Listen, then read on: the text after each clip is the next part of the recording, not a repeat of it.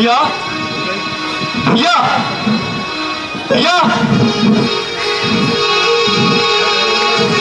भैया, यह मैं क्या सुन रहा हूं कि कैकेयी के कहने पर महाराज ने आपको वन जाने की आज्ञा दे डाली।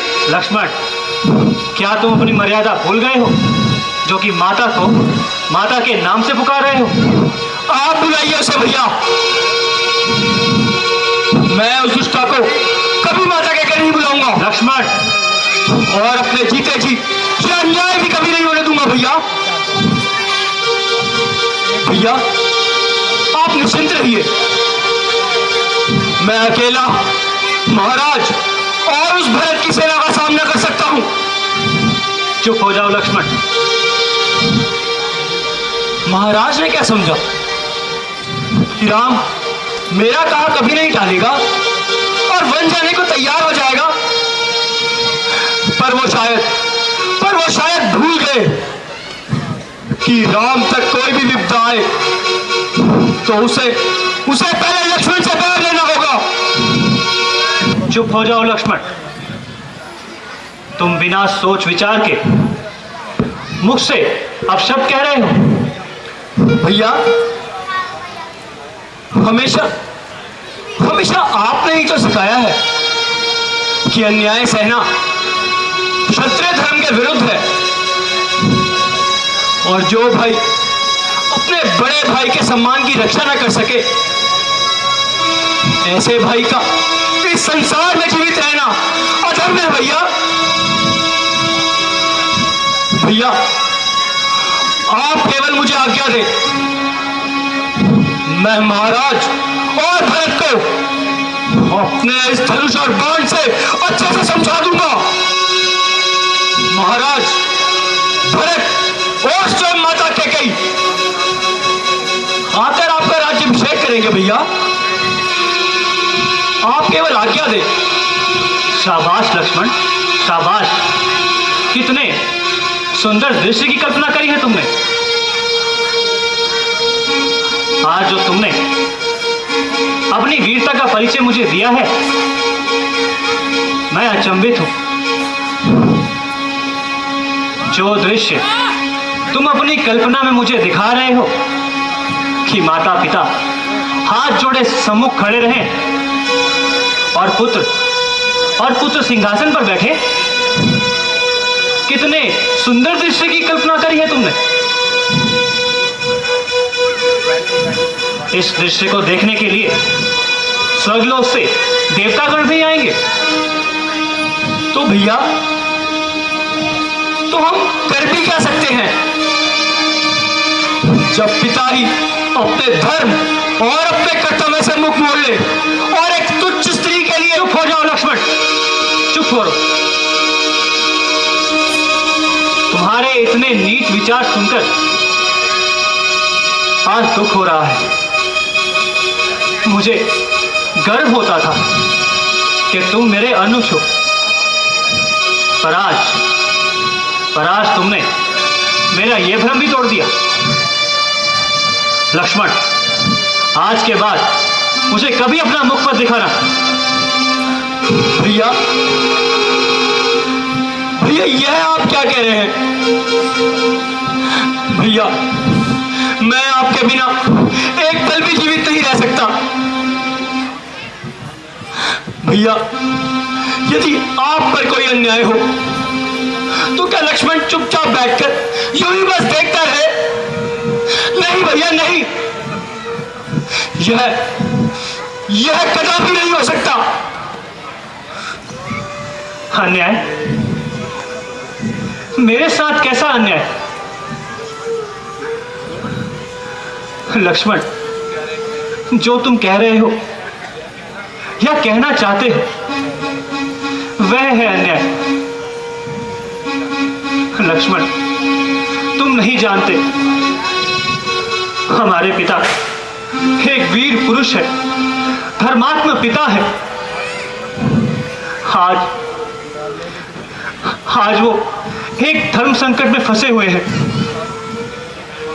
हम चारों को पुत्र होने के नाते इस संकट की घड़ी में उनका सहारा बनना है। लक्ष्मण,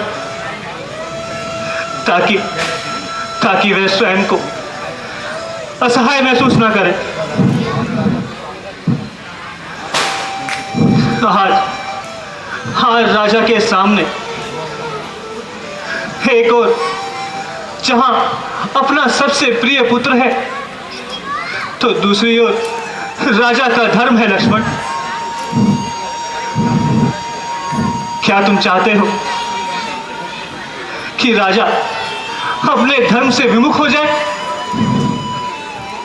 और अपनी कीर्ति को यूं ही कलंकित होने दे?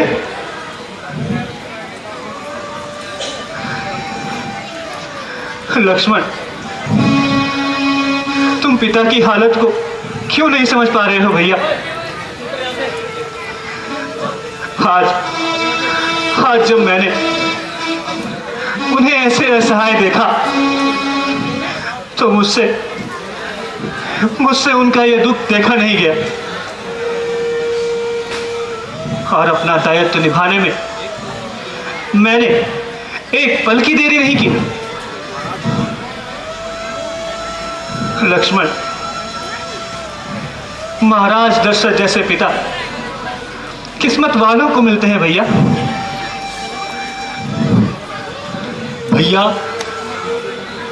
तो क्या माता कैकेयी का यह अन्याय हमें ऐसे ही सहना होगा? माता कैकेयी ने कोई अन्याय नहीं किया लक्ष्मण। ये तो होनी का काल चक्र है। होनी ही माता कैकेयी से यह सब करवा रही है। अतः हमें इस विपत्ति को देव आज्ञा समझते हुए इसको स्वीकार करना चाहिए। भैया, यदि यह होनी है तो लक्ष्मण इस होनी के काल चक्र का सामना वीरता से करना चाहता है। ऐसी विकट परिस्थिति में ही वीरता की पहचान होती है भैया।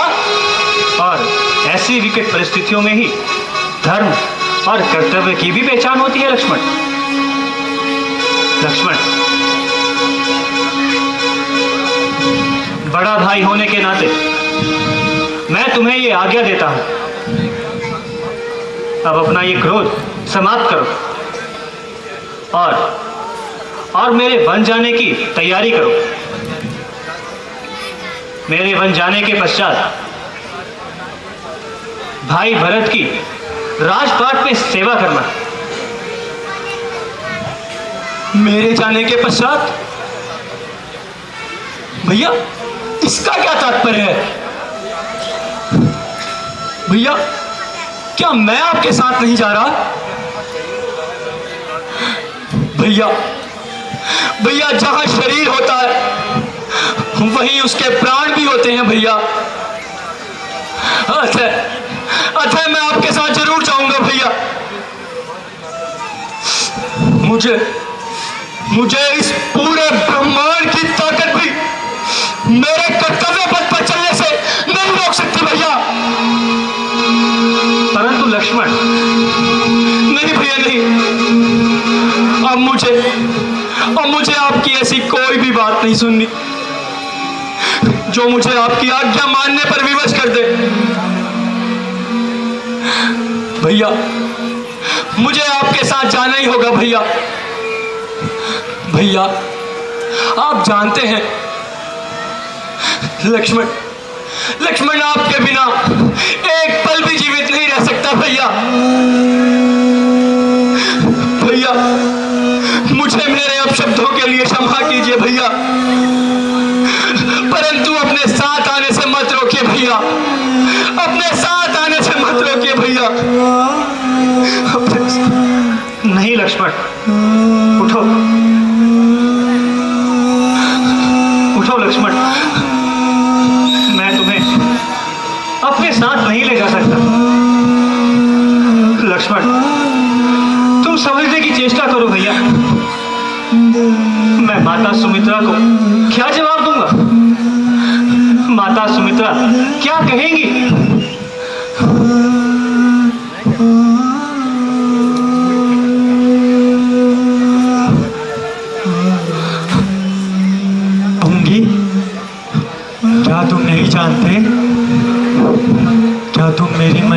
पिता नहीं जानते मेरे मन में क्या है? तुम नहीं जानते क्या? माता जी, मुझे कृपा करके मुझे वन जाने से मत रोकना। मैं भैया को एक पल के लिए भी अकेला नहीं छोड़ सकता मैया। माँ, अपने लक्ष्मण को उसके कर्तव्य पथ पर चलने से मत रोको माँ। मेरे लाल, आज मुझे तुम पर गर्व हो रहा है। तुम मेरा पुत्र है। तू सुमित्रा नंदन है पुत्र। तू राम को कभी अकेला मत छोड़ना। विश्राम के पश्चात तू पहरा देना। राम के भोजन के पश्चात यदि कुछ शेष रह जाए तो भोजन अवश्य कर लेना। राम के चरणों में अपना ये जीवन समर्पित कर देना। माँ, मैं आपको वचन देता हूं कि लक्ष्मण कभी भी अपनी माता का सर नहीं झुकने देगा माँ।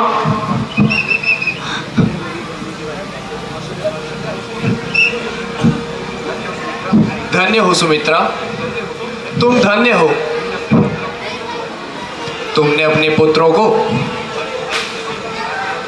बड़ी भाई की सेवा का जो धर्म सिखाया है और अपना जो ये विशाल हृदय दिखाया है, वह संसार में कोई माता नहीं कर सकती।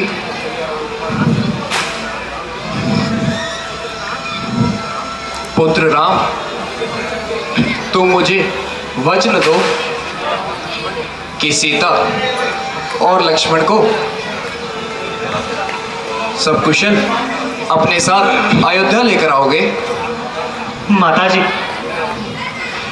मैं आपको तथा समस्त अयोध्या वासियों को यह वचन देता हूं कि 14 वर्षों तक मैं अपने कर्तव्य का पालन करूंगा और अपने पिताजी के वचनों का पालन करूंगा। सीता और लक्ष्मण को अपने साथ सकुशल अयोध्या वापस लेकर आऊंगा।